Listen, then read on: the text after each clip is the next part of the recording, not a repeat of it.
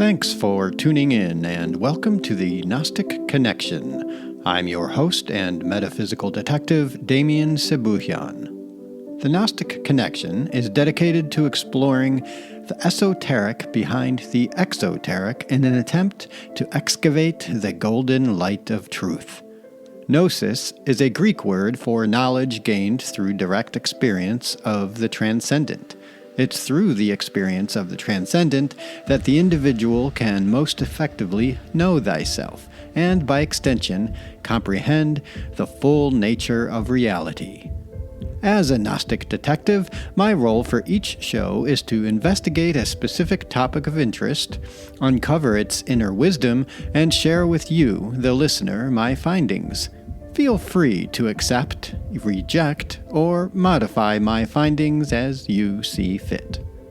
For today's episode, I will be making the Gnostic Connection with the Winter of the Archons.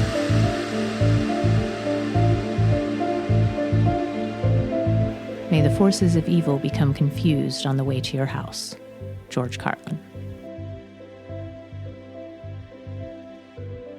What do I mean by Winter of the Archons? Well, winter is the season of death, and Archons are personifications of evil as described in Christian Gnosticism. Therefore, if we put the two ideas together, the Winter of Archons means, spoiler alert, the death of evil. The evil that is in the world always comes of ignorance, and good intentions may do as much harm as malevolence if they lack understanding. Albert Camus.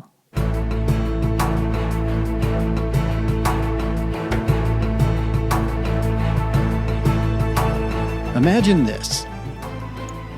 You are a 9-year-old boy named Dennis. It's the first day of 3rd grade, 1979.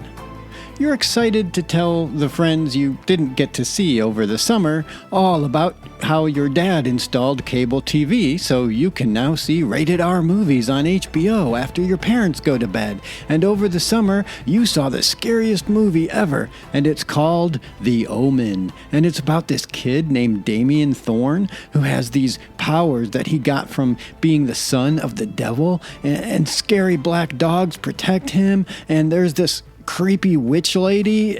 Oh, and Damien the Omen, he pretty much kills both his parents and some other people with his mind, and he can do all of it because he's the Antichrist, like for real.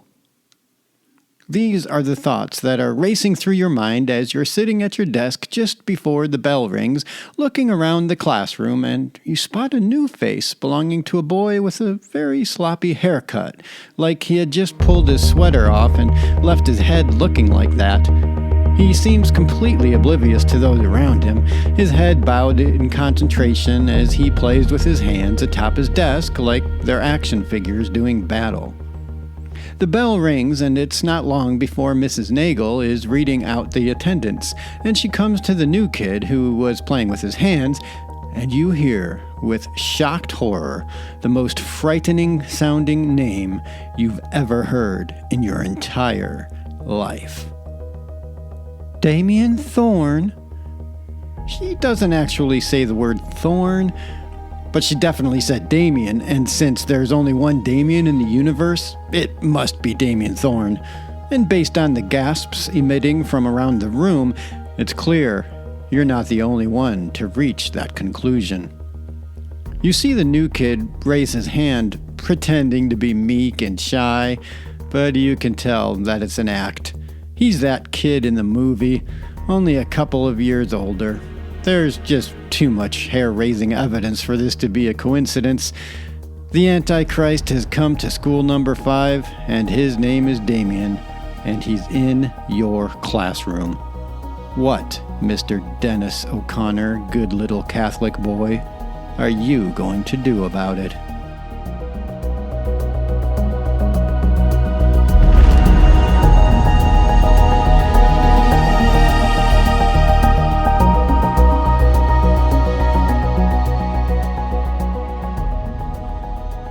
The ignorance of the world leaves one at the mercy of its malice. William Hazlitt.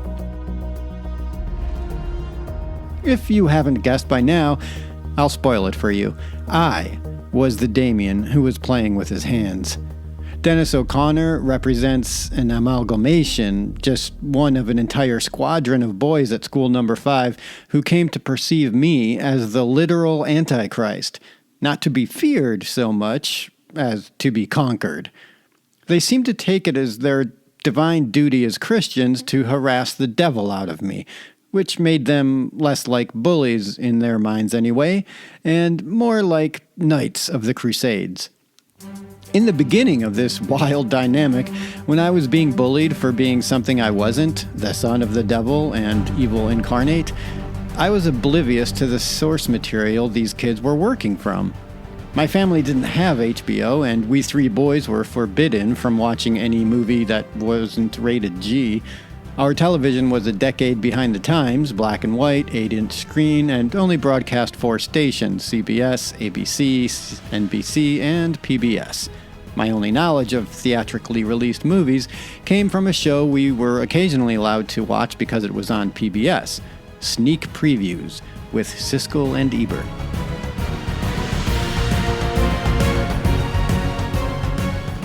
Despite my striking resemblance to the screen version of the Omen Kid, my evil ways were limited to the imagination that comes with a Ranger Rick subscription, a cheap chemistry set, a Texas Instruments computer, and yes, just about every Star Wars action figure a boy of 9 could covet. But I was certainly not any of the words my classmates were calling me. Devil Boy, Omen, Antichrist, right before they shoved my head in the mud during recess. Eat dirt, Devil Boy! Their conviction was so strong, I began to wonder if perhaps they were right, and there wasn't something my parents knew that they were keeping me from. So I asked my parents what I thought would be an appropriate entry point into a larger conversation. Mom, Dad, what is evil? My progressive Catholic mother passed the buck to my fundamentalist atheist father, who said, "If you want to know what evil looks like, turn on the 6 o'clock news."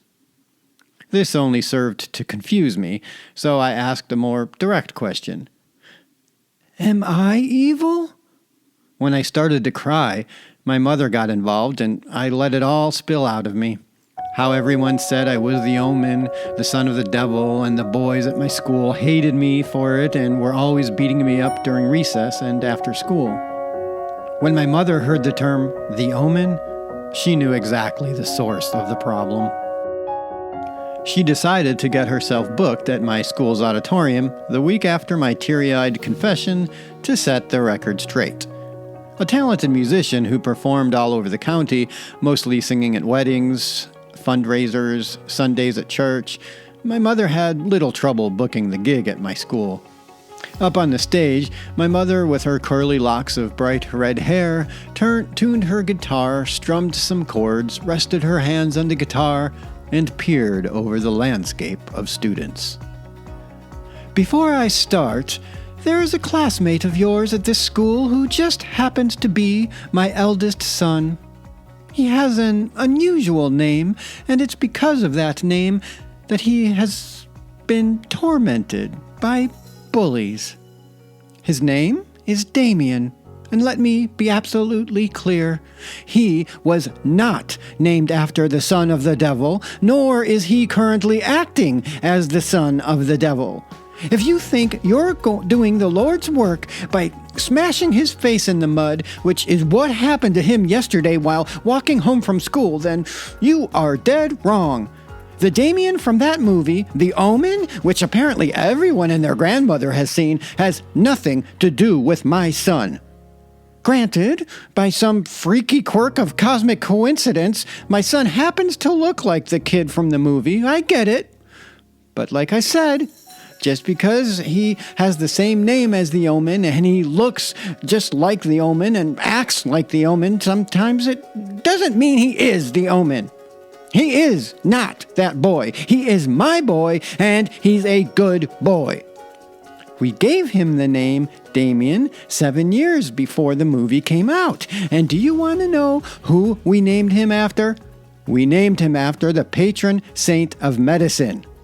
While alive, his name was Father Damien, and Father Damien worked as a missionary in the Hawaiian Islands during the 1800s.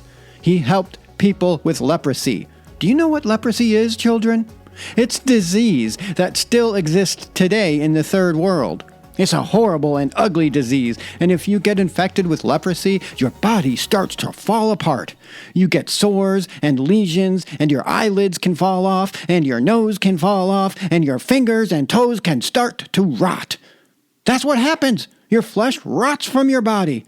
That's what leprosy is, children. It's very important that you should know this because it's who Damien was named after. Father Damien was working with sick people with leprosy, and he ended up getting leprosy himself, and he died from the disease. God rest his soul.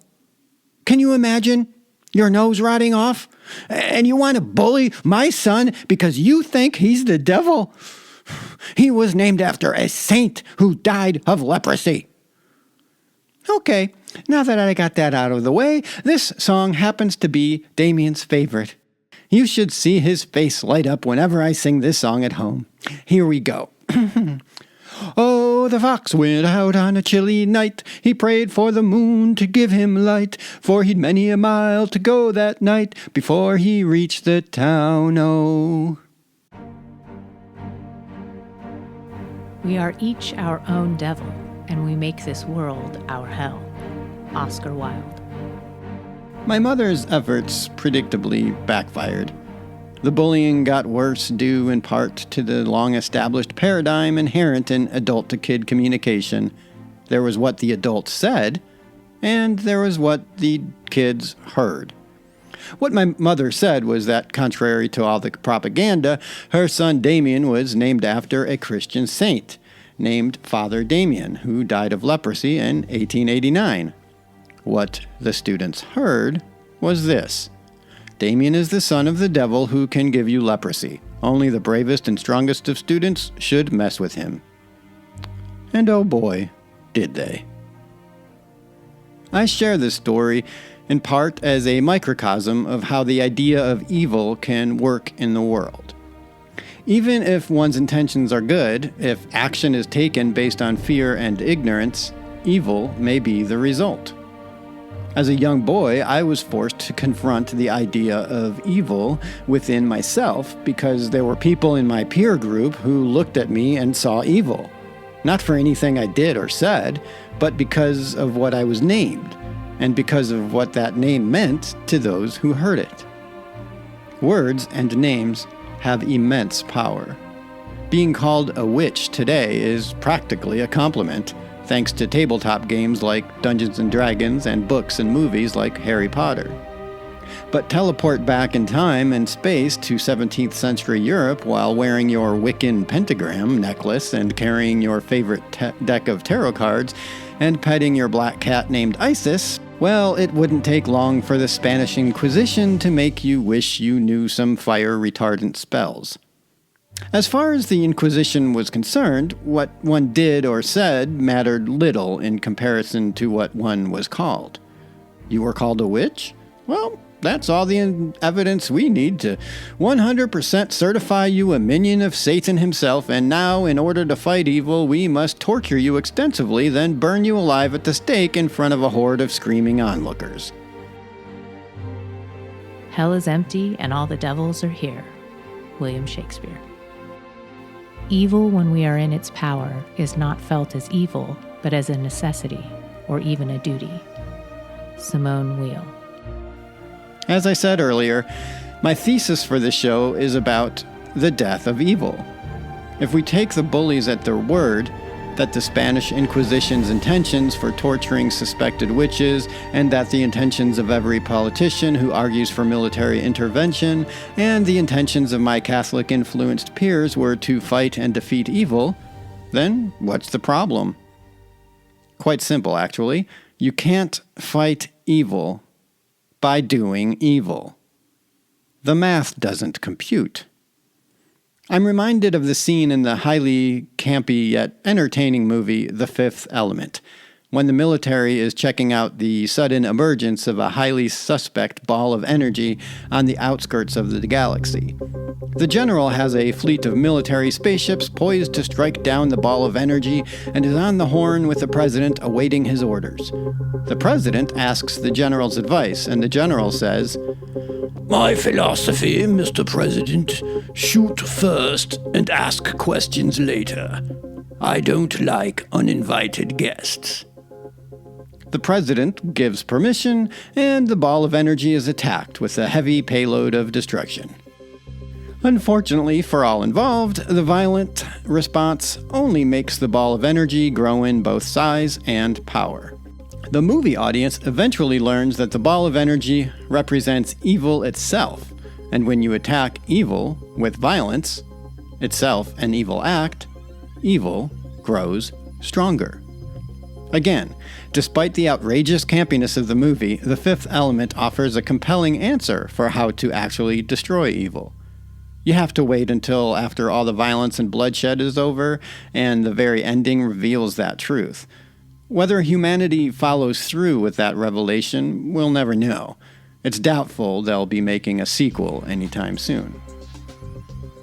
As a verb, the dictionary defines evil as morally reprehensible, sinful, wicked, or arising from actual or imputed bad character or conduct. As a noun, evil is defined as the fact of suffering, misfortune, and wrongdoing. These definitions I find to be highly abstract, broad, and subjective, and therefore completely inadequate. For instance, I find it unfortunate and annoying that I get horrible migraine headaches multiple times a year for every year of my life since turning 15, the year I reached puberty. According to the dictionary, the fact that I suffer could be said to be an evil. Never mind the migraines, how about all those hangovers I used to suffer during my alcoholic days? According to the dictionary definition, every time I had to call in to work from being hungover, I could have used the excuse that I was in the process of overcoming evil. Consider this quote attributed to Gautama Buddha. "What is evil? Killing is evil. Lying is evil. Slandering is evil. Abuse is evil. Gossip is evil. Envy is evil. Hatred is evil. To cling to false doctrines is evil. All these things are evil." And what is the root of evil? Desire is the root of evil. Illusion is the root of evil. Here's a Christian perspective of evil, edited by the excellent website mathetis.org, mathetis.org. God is not the author of evil. He cannot be tempted by evil, nor does he tempt anyone to do evil. Satan is the ultimate origin of all moral evil. Jesus called him, quote, "a murderer from the beginning and the father of all liars."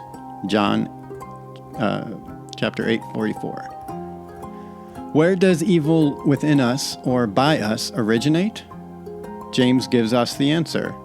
Each person is tempted when he is lured and enticed by his own desire. Then desire, when it has conceived, gives birth to sin, and sin, when it is fully grown, brings forth death. Sin is disobedience to God. It is doing acts, speaking words, or thinking thoughts contrary to the will of God. Well, isn't that interesting? Despite their vastly different perspectives on ultimate reality, both Buddhism and Christianity name desire within the individual as one of the primary roots of evil. Both religions offer different methods for freeing oneself from the influence of ego programming desires and the potential evil that they bring. In fact, every single mainstream religion across the planet offers a myriad of methodologies to combat evil. Yet, here we are, living in a world swirling with more evil than a devil can swing a cat at. The function of wisdom is to discriminate between good and evil. Cicero. There is no evil, and there are no evil forces in the world. There are only people of awareness, and there are people who are fast asleep. and sleep has no force. The whole energy is in the hands of the awakened people, and one awakened person can awaken the whole world. One lighted candle can make millions of candles lighted without losing its light. Rajneesh. Maybe, just maybe, the reason there is so much suffering, pain, murder, war, mendacity, greed, narcissism, corruption, and all the other similes associated with evil is because it's supposed to be that way. Maybe that's just the nature of this world during this particular cycle or timeline. And maybe the goal of the individual and the collective is to confront this fact of our own evil predilections and to purify them in order to evolve past them and into another way of being. Maybe evil is like the devil in the Job story. He's there to test us so we can transform into who we essentially always have been beyond the world of form. To test this hypothesis, that evil is an essential agent for our own spiritual evolution as humans, I will check in with two esoteric schools of thought, Christian Gnosticism and the Law of One teachings. There is no heaven and there is no hell. They are not geographical. They are part of your psychology. They are psychological. To live the life of spontaneity, truth, love, beauty is to live in heaven. To live the life of hypocrisy, lies, compromises, to live according to others, is to live in hell. For me, Gnosticism is an umbrella term identical with mysticism, which means knowledge as derived from direct experience of the transcendent or the divine. This type of Gnosticism has no affiliation with any one religion. Instead, it acknowledges that there are mystical truths to be experienced and integrated in all of them. The goal of the kind of Gnosticism I practice is gnosis, and gnosis is a synonym for enlightenment, or awakening, or samadhi, or divine awareness, etc. Having said that, according to most of the scholarship committed to the subject, Gnosticism as a religion originated as a form of Christianity. In fact, most scholars date the first Christian Gnostics as emerging at the end of the 1st century, between 90 and 95 AD. Until quite recently, most of what the Gnostics believed was shrouded in mystery, much of their teachings described only by their fiercest critics, members of the Catholic Church orthodoxy. Humanity would therefore largely be kept in the dark about the philosophy of Gnosticism for nearly 1900 years, until in 1945, two Muslim peasant brothers would unearth a treasure trove of scrolls near a well in Nag Hammadi, Egypt. Even then, due to a series of dramatic events, the scrolls weren't translated into English until the early 1970s. The first major book about the Nag Hammadi texts, as they've been called, was published in 1979 titled The Gnostic Gospels by Elaine Pagels. The scrolls discovered in 1945 represent some 52 texts from the early centuries of the Christian era, including a collection of early Christian Gospels, previously unknown. The most popular of these is the Gospel of Thomas. Other books include the Gospel of Philip, the Gospel of Truth, and the Gospel to the Egyptians, which identifies itself as the sacred book of the Great Invisible Spirit. Another group of texts consists of writings attributed to Jesus' followers, such as the Secret Book of James, the Apocalypse of Paul, the Letter of Peter to Philip, and the Apocalypse of Peter. For the purposes of this episode of the Gnostic Connection, I'll be pulling from two texts, the Secret Book of John and the Reality of the Rulers. According to these two texts, the material universe, called the lower aeons, was designed and created as a morbidly inferior copy of the pure light realm of the upper aeons. The architect, or demiurge, of the lower aeons is depicted as ignorant, malicious, and utterly inferior to the true God, who sent Christ to earth to save humankind from the demiurge's evil world. It's easy to understand why the church orthodoxy had issues with the Gnostic perspective. The Gnostics were calling what Orthodox Christians considered the one true God as false, ignorant, and evil. Consider this edited by me passage from the excellent website GnosticismExplained.org. In the Gnostic creation myth, heaven, which the Gnostics called the pleroma, was all that existed, until a divine entity named Sophia tried to conceive on her own, without the involvement of her heavenly partner, or the consent of God. Sophia, which is a Greek word that literally means wisdom, gave birth to a son that was the product of the rebellious and profane desire that had arisen within her. This son of hers was the demiurge, or the architect of the material realm. The Gnostic text Reality of the Rulers describes him as an androgynous being, an arrogant beast. The Secret Book of John adds that he had the body of a snake and the head of a lion, with eyes like lightning bolts. In ancient Greek philosophy, the lion was frequently a symbol of irrational passions. The Gnostics were steeped in the Greek philosophical tradition, so their description of the demiurge as having a lion's head was probably intended to show that he was a being who couldn't or wouldn't control his base urges. That certainly fits the demiurge's personality as described in their texts. When Sophia saw the horrifying, twisted being that had come from her, she was deeply ashamed and afraid. She disowned him and cast him out of heaven.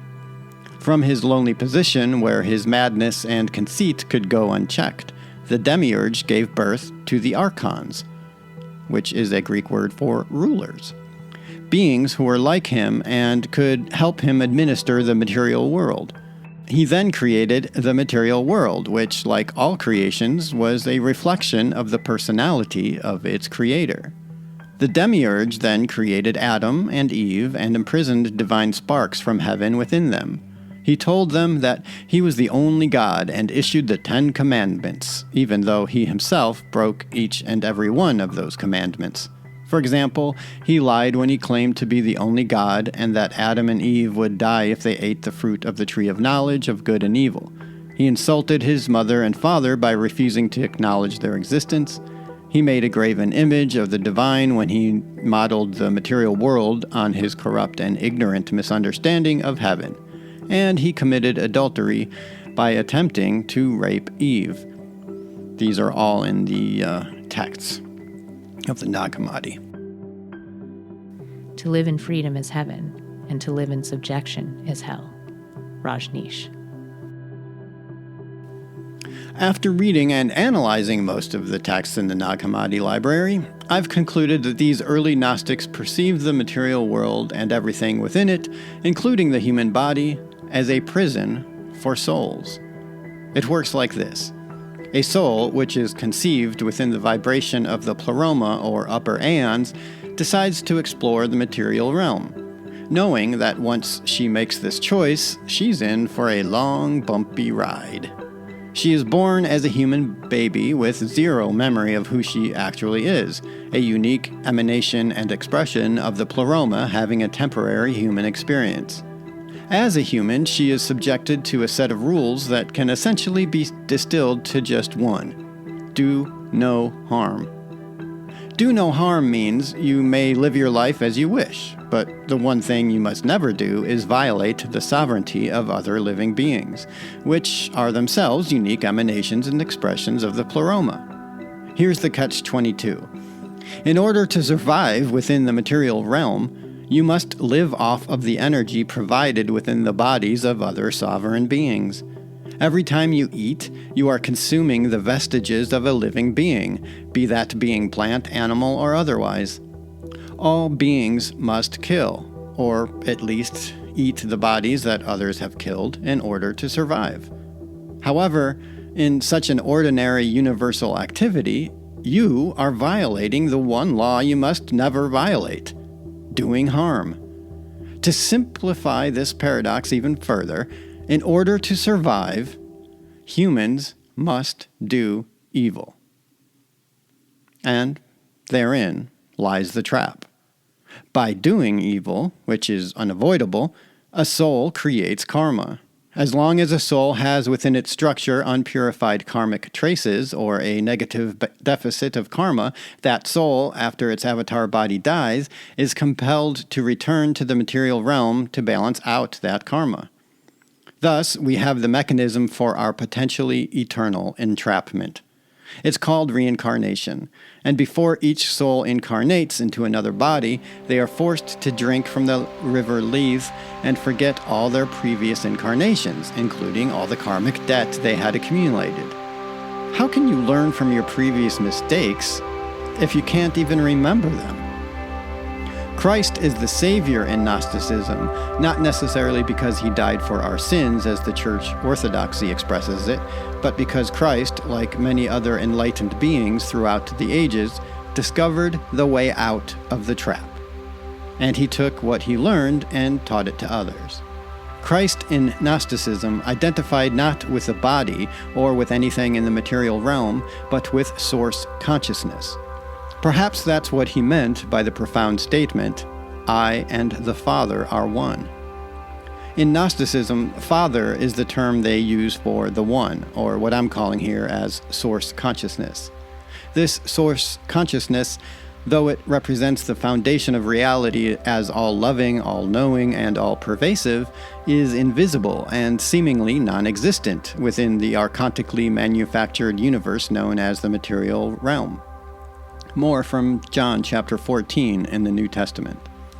Jesus replied, "Philip, I have been with you all this time, and still you do not know me. Anyone who has seen me has seen the Father. How can you say, 'Show us the Father'? Do you not believe that I in the Father and the Father is in me? The words I say to you, I do not speak on my own. Instead, it is the Father dwelling in me, performing his works." Every action of our lives touches on some chord that will vibrate in eternity. Edwin Hubble Chapin. The face of evil is always the face of total need. William S. Burroughs. We seem to be our bodies and our thoughts and our emotions, and we seem to be completely dependent on the rules and limitations governed by this earthly realm. But Jesus knew better. In the material realm, despite being an emanation of source consciousness, the Archons, at the behest of the Demiurge, have programmed us to be ignorant, greedy, sinful, and easily distracted from perceiving and living the truth that Jesus and other enlightened beings have known and lived. Consider this passage from the Gospel of Thomas in the Gnostic Bible.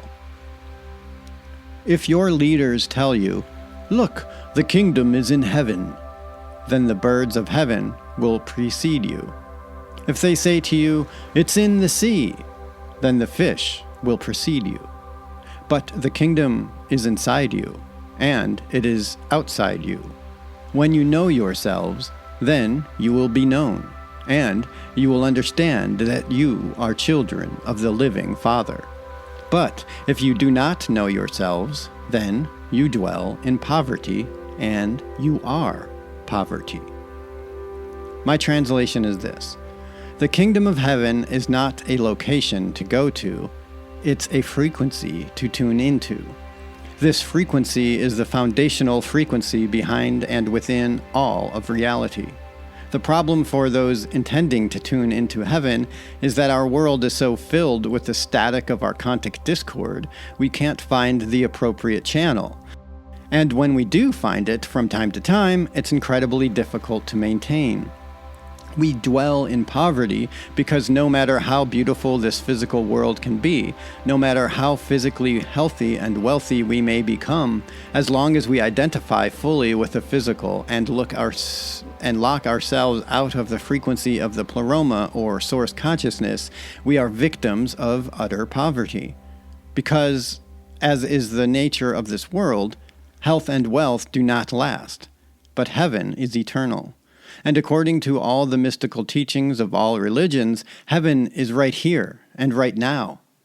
Knowing this, that heaven is a frequency and not a location outside of the self, gives us the ammunition required to defeat evil once and for all.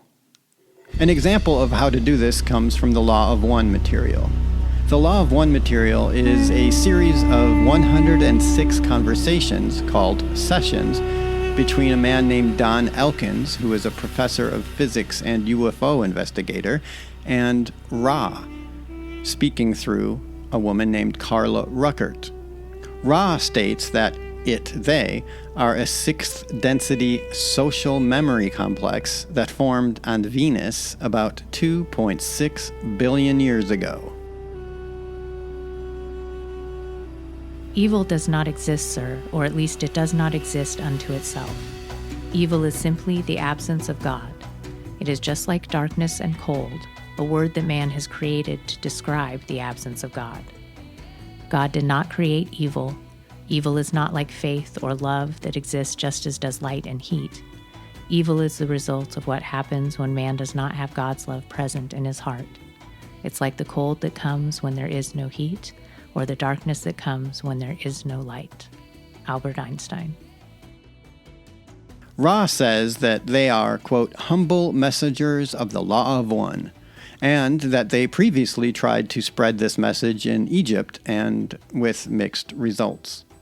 The material was channeled by LL Research, Carla Ruckert, Don Elkins, and Jim McCarty between 1981 and 1984.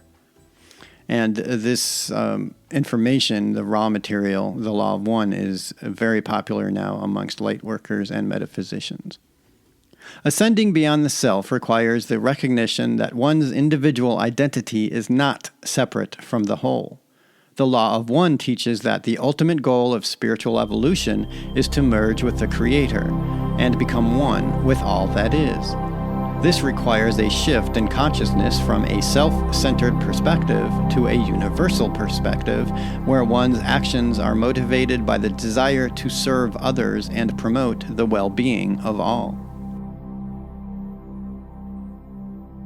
Ignorance, the root of all evil. Plato.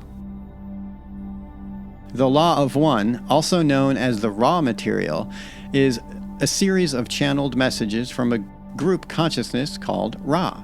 It provides profound insights into the nature of reality, the purpose of existence, and the spiritual evolution of humanity.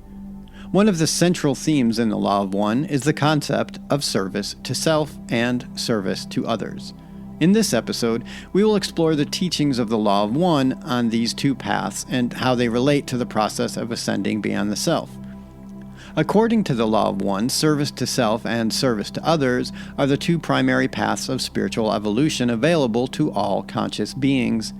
On one hand, the service to self is characterized by the desire to accumulate power, control, and wealth for oneself, regardless of the impact on others.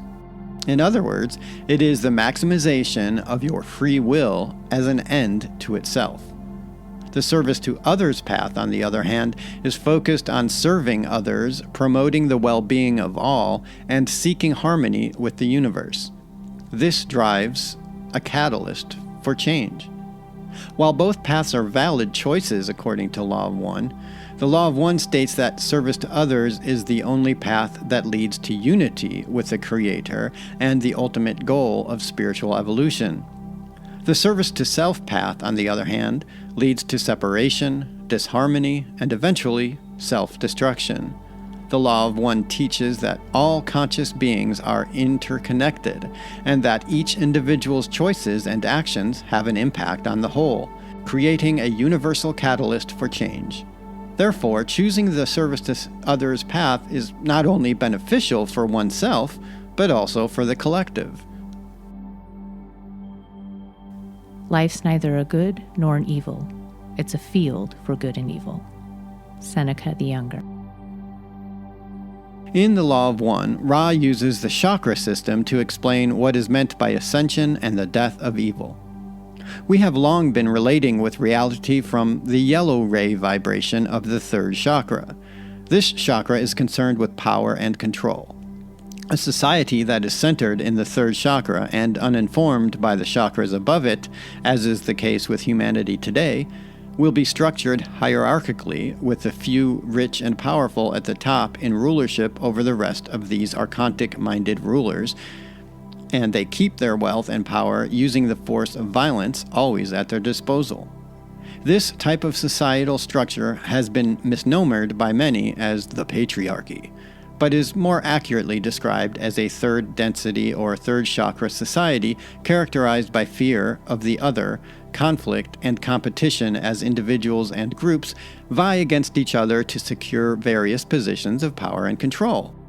Power and control uninformed by love or wisdom. In a strictly power-conscious society, those with service-to-self mindsets thrive and rule, while those with service-to-other mindsets are either co-opted by the system, marginalized, or in some cases destroyed as threats. Examples of the latter include Gandhi, Jesus, Martin Luther King, and many others. So where does that leave us now? According to almost all mystics and mystical traditions, as briefly sampled in my summaries of Christian Gnosticism and the Law of One, the death of evil results when we move from third chakra imprisonment to fourth chakra awareness. Here's the good news. We don't have to wait for our entire society to evolve in order for us as individuals to evolve. In fact, just like in the example I gave of the fifth element, it is impossible to confront evil outside of us without joining in the game of creating more evil. The chakra system is alive within each individual. We each have a magnificent heart chakra, just beaming with all sorts of wonderful electromagnetic energy. In fact, research done at HeartMath Institute, HMI, suggests that the heart's electrical field is approximately 60 times greater in amplitude than the electrical activity created in the brain, and as an important carrier of information. More and more studies are finding that the heart may be as complex as the brain is. The heart actually communicates more often to the brain than the brain sends information to the heart. Tune into these feelings. Tune into the energy of the heart. Practice compassion for yourself and for others. There are two basic phases of transmutation that can help you evolve from third chakra mindset, service to self, to heart chakra mindset, service to others. I call it conditions of surrender. We can't be in our hearts if we are still influenced by our outdated needs for control. Control has to do with conditions. If you find yourself requiring a specific set of conditions in order to put your heart into something, then you can be sure that you are trapped in third chakra mindset. The sun, for instance, does not need a certain set of conditions to be put into place before it can shine. Shining is just what it always does. The sun shines no matter what, and because the sun shines, we have life on earth. The same is so with self-love, for example. If you withhold loving yourself because you aren't measuring up to a prescribed set of circumstances, then you're stuck in your third chakra of power and control. You don't love when the situation is safe for it. You start with love, and when you start with love, you find that everything and everyone, including your own little self, deserves it. That's why one of my favorite all-time quotes from my favorite unabashed lover of life, Sufi poet Hafez, is this: "Carry your heart through this world like a life-giving sun."